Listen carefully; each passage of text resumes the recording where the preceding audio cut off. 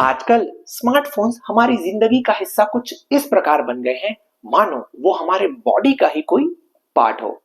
आप जब कभी बाहर जाते हो तो ऐसा हो सकता है कि आप अपना वॉलेट या आई कार्ड लेकर चलना भूल जाओ, लेकिन मोबाइल फोन नो चांस, है कि नहीं? लेकिन ऐसा तो हमेशा नहीं होता कि आप बाहर जा रहे हो और अपने साथ मोबाइल फोन का चार्जर या कोई पावर बैंक भी लेकर चल रहे हो, राइट? अब मान लीजिए आप एक लॉन्ग ड्राइव पर हो और आपको नॉर्थ से साउथ लॉन्ग डिस्टेंस ट्रेवल करना है। ऐसी सिचुएशन में अगर आपकी बैटरी ड्रेन हो जाए तो that would be a big problem, right? और इसलिए आज मैं आपको ऐसी टेक्नोलॉजी के साथ इंट्रोड्यूस करवाने वाला हूं जो आपके मोबाइल फोन के साथ आपके स्मार्टफोन्स और आपके ईयरबड्स को भी बिना किसी फिजिकल कांटेक्ट के चार्ज कर सकता है। नमस्कार दोस्तों, मेरा नाम है रुपेश वर्मा और मैं आपका स्वागत करता हूं मेरे happy Sunday happy learning series के वीडियो नंबर 151 में। आज के सेशन में मैं आपको वायरलेस चार्जिंग टेक्नोलॉजी को एक्सप्लेन करने जा रहा हूं, जिसे फिजिक्स के बहुत ही फंडामेंटल कॉन्सेप्ट्स जैसे Faraday's law of electromagnetic induction और मैग्नेटिक रेजोनेंस कपलिंग की मदद से डेवलप किया गया है। चलिए शुरू करते हैं। बात है अर्ली 19th सेंचुरी की, जब प्रोफेसर ऑर्स्टेड ने अपने लेक्चर डेमोन्स्ट्रेशन के दौरान एक इलेक्ट्रिक वायर के आसपास मैग्नेटिक फील्ड के इफेक्ट को सबसे पहली बार नोटिस किया था। उनके इस ऑब्जर्वेशन के बाद जब और भी एक्सपेरिमेंट्स किए गए तो एक बात तो साफ हो गई कि इलेक्ट्रिक करंट या मूविंग चार्जेस अपने सराउंडिंग स्पेस में मैग्नेटिक फील्ड लाइंस प्रोड्यूस करती हैं। फिर साइंटिस्ट के मन में यह सवाल आया, अगर अगर इलेक्ट्रिक करंट की मदद से मैग्नेटिक फील्ड को प्रोड्यूस किया जा सकता है तो फिर बिल्कुल इसका उल्टा मैग्नेटिक फील्ड की मदद से भी इलेक्ट्रिक करंट का जनरेशन पॉसिबल होना चाहिए, है कि नहीं? This was indeed a very curious question, जिसके पास पूरे मानवता के इतिहास को बदल के रख देने की ताकत थी। एंड मिड 19th सेंचुरी के आसपास माइकल फैराडे ने अपने एक्सपेरिमेंट्स की मदद से ये प्रूफ कर दिखाया कि सच में मैग्नेट्स की मदद से इलेक्ट्रिक करंट को जनरेट किया जा सकता है, वो भी बिना किसी फिजिकल कांटेक्ट के। वाव दोस्तों, बेसिकली यहां पर मैं आपको ये समझाने की कोशिश कर रहा हूं कि आप अपने फोन की बैटरी तक बिना किसी चार्जिंग एडाप्टर के, बिना किसी वायर के भी इलेक्ट्रिक करंट को भेज सकते हो, क्योंकि अब हमारे पास Faraday's law of electromagnetic induction और उसके ग्राउंड ब्रेकिंग एप्लीकेशंस के बारे में पूरी जानकारी है। ये लॉ कहता है, लिसन केयरफुली, अगर आप किसी इलेक्ट्रिक सर्किट में इलेक्ट्रिक करंट को इंड्यूस करवाना चाहते हो तो उसके लिए आपको उस सर्किट के थ्रू पास हो रहे इलेक्ट्रिक फ्लक्स की वैल्यू को कंटिन्यूअसली चेंज करते रहना होगा। एक बार फिर से सुनिए, अगर आप किसी इलेक्ट्रिक सर्किट में करंट को इंड्यूस करवाना चाहते हो तो उसके लिए आपको उस इलेक्ट्रिक सर्किट के थ्रू पास हो रहे मैग्नेटिक फ्लक्स की वैल्यू को कंटिन्यूअसली चेंज करते रहना होगा। फर्दर इस इंड्यूस्ड ईएमएफ की वैल्यू को एस्टिमेट करने के लिए फैराडे सर ने हमें एक सिंपल सा फॉर्मूला भी दिया है, which is EMF is equal to minus D phi upon D T. और अगर आपके सर्किट या कॉइल में एक से ज्यादा टर्न्स हुए तो ईएमएफ की वैल्यू होगी minus N into D phi upon D T, where in this phi is equal to the magnetic flux passing through the conducting coil या सर्किट। अब आप ये सोच रहे होंगे, ये मैग्नेटिक फ्लक्स कहां से आ गया? अरे भाई, इसे वैसे ही समझिए जैसे हमने एपिसोड नंबर 141 में इलेक्ट्रिक फ्लक्स को डिफाइन किया था। मतलब magnetic flux is equal to magnetic field vector dot area vector. फिर ये बात आती है कि इस मैग्नेटिक फ्लक्स की वैल्यू को चेंज कैसे किया जाए। एक्चुअली इसका जवाब भी बहुत आसान है। मैग्नेटिक फील्ड खुद प्रोड्यूस कैसे होता है? इलेक्ट्रिक करंट के कारण। राइट। मतलब अगर इलेक्ट्रिक करंट में वेरिएशन होने लगे तो उसके कारण प्रोड्यूस हुआ मैग्नेटिक फील्ड भी टाइम वेरिंग ही होगा। करेक्ट। एंड देयरफॉर जो मैग्नेटिक फ्लक्स प्रोड्यूस होने वाला है उसकी वैल्यू भी समय के साथ चेंज होते रहेगी। राइट। और हमें अपने इलेक्ट्रिक सर्किट में ईएमएफ को इंड्यूस करवाने के लिए यही चेंजिंग मैग्नेटिक फ्लक्स ही तो चाहिए।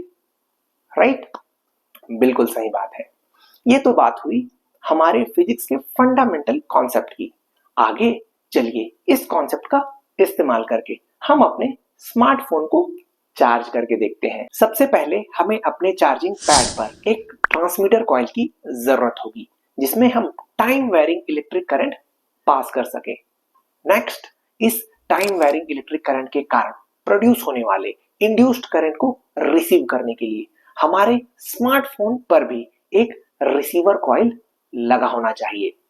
सो रिमेंबर दिस, हर किसी फोन के पास ये वायरलेस वाली चार्जिंग एबिलिटी नहीं होती। हमारे इन फोन्स में स्पेसिफिकली इस तरह के रिसीवर कॉइल्स प्रेजेंट होने चाहिए जिसे आजकल पर्टिकुलरली आप हाई एंड स्मार्टफोन्स में ही देख सकते हो। And after this the stage is pretty much all set. बस आपको अपने ट्रांसमीटर कॉइल में टाइम वेरिंग एसी करंट को सप्लाई करना है और उसके बाद आप उस कॉइल के सराउंडिंग स्पेस में टाइम वेरिंग मैग्नेटिक फील्ड को प्रोड्यूस होता हुआ नोटिस कर सकते हो। एंड नाउ दैट हमारे इलेक्ट्रॉनिक डिवाइस का रिसीवर कॉइल भी पास में ही रखा है, उसके थ्रू पास होने वाला मैग्नेटिक फ्लक्स भी समय के साथ चेंज होता चला जाएगा, जो कि हमारे लिए बहुत ही फायदेमंद है क्योंकि इसके चलते इंड्यूस हुआ EMF and therefore induced current की मदद से हम अपने इलेक्ट्रॉनिक डिवाइसेस की बैटरी को आसानी से चार्ज कर सकते हैं। दैट इज ऑसम, है ना। अभी तक हमने एक कॉइल में करंट को पास करा के उसे दूसरे कॉइल में इंड्यूस करवाना सीख लिया है, लेकिन द क्वेश्चन इज ये प्रोसेस कितना एफिशिएंट है। आई मीन ऐसा तो नहीं होना चाहिए कि हम अपने चार्जिंग पैड को पावर सप्लाई दिए जा रहे हैं और उसके कारण हमारे फोन को पूरा का पूरा चार्ज होने के लिए 10 घंटे लग जा रहे हैं। नोबडी वुड लाइक इट, है ना। और इसलिए यहां पर एंट्री होती है आज के हमारे फिजिक्स के कॉन्सेप्ट नंबर 2 की, जिसे मैग्नेटिक रेजोनेंस कपलिंग कहा जाता है। आप देखोगे दोनों ही कॉइल ट्रांसमीटर और रिसीवर कैपेसिटर से कनेक्टेड होते हैं जिसके कारण उनमें एलसी ऑसिलेशन होने लगता है with a frequency 1/2 pi under root L into C. Further आपको बस इन दोनों कॉइल्स को इस रेजोनेंट फ्रीक्वेंसी में फाइन ट्यून करवा देना है एंड आप मैक्सिमम एनर्जी ट्रांसफर होता हुआ देख सकते हो। दोस्तों, कहानी का सार ये है, दोनों कॉइल्स के बीच में इलेक्ट्रोमैग्नेटिक एनर्जी को एफिशिएंटली ट्रांसफर करने के लिए आपको बस उन दोनों कॉइल्स को सेम फ्रीक्वेंसी में ही सेट कर देना है और उसके बाद अगर आपके चार्जिंग पैड और फोन के बीच में थोड़ा बहुत डिस्टेंस भी हुआ तो that is not at all a big problem. Lastly आपके चार्जिंग पैड और आपके फोन के साथ अलाइनमेंट को अच्छे से मेंटेन करने के लिए उनमें मैग्नेट्स भी लगा दिए जाते हैं। वायरलेस चार्जिंग एक बहुत ही ग्राउंड ब्रेकिंग टेक्नोलॉजी है, नो डाउट ऑन दैट, लेकिन इस टेक्नोलॉजी के कुछ लिमिटेशंस भी हैं। जैसे इलेक्ट्रोमैग्नेटिक इंडक्शन के कारण सर्कुलर एडी करंट्स का भी फॉर्मेशन होता है जिसके कारण हीटिंग इफेक्ट होता है and it leads to energy loss only.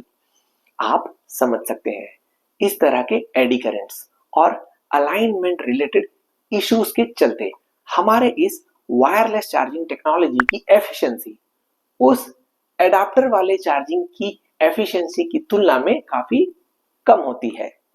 मतलब इस टेक्निक से आपको अपने फोन को चार्ज करने में थोड़ा ज्यादा समय लगने वाला है। आपको पता है इस वायरलेस चार्जिंग टेक्नोलॉजी का इस्तेमाल करके नॉर्वे में कुछ इस प्रकार का रोड इंफ्रास्ट्रक्चर तैयार किया जा रहा है कि वहां के इलेक्ट्रिक व्हीकल्स को रोड पर चलते चलते ही इवन पार्किंग लॉट्स में भी बिना किसी वायर्ड कनेक्शन के ही चार्ज किया जा सके। मतलब आप अपने ड्राइविंग का मजा लेते रह सकते हो बिना ये सोचे कि आपके कार की बैटरी सफिशिएंटली चार्ज्ड है या नहीं। दैट साउंड्स फैसिनेटिंग, है ना? ऑल्दो ये वायरलेस चार्जिंग टेक्निक कोई नई टेक्नोलॉजी नहीं है, फिर भी इस टेक्नोलॉजी का एडॉप्शन अभी भी अपने अर्ली स्टेज पर ही है। आने वाले समय में आप इस वायरलेस चार्जिंग टेक्नोलॉजी को मेडिकल डिवाइसेस में, इंटरनेट ऑफ थिंग्स वाले डिवाइसेस में एंड मोर पर्टिकुलरली अपने रोबोट्स और ड्रोन्स को और भी ज्यादा पावरफुल और एफिशिएंट बनाने में इस्तेमाल होता हुआ देखोगे।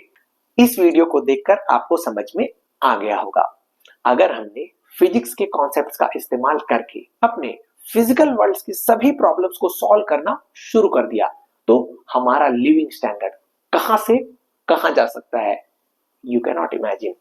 एंड फॉर दैट आप हमारा चैनल सब्सक्राइब करना न भूलें। We are posting every Sunday and this is a wrap for today's video. आपको आज का सेशन कैसा लगा मुझे कमेंट करके जरूर बताएं। एक एक्साइटिंग एपिसोड के साथ आपसे फिर मुलाकात होगी अगले हफ्ते। तब तक keep commenting, keep sharing. Happy Sunday, happy learning.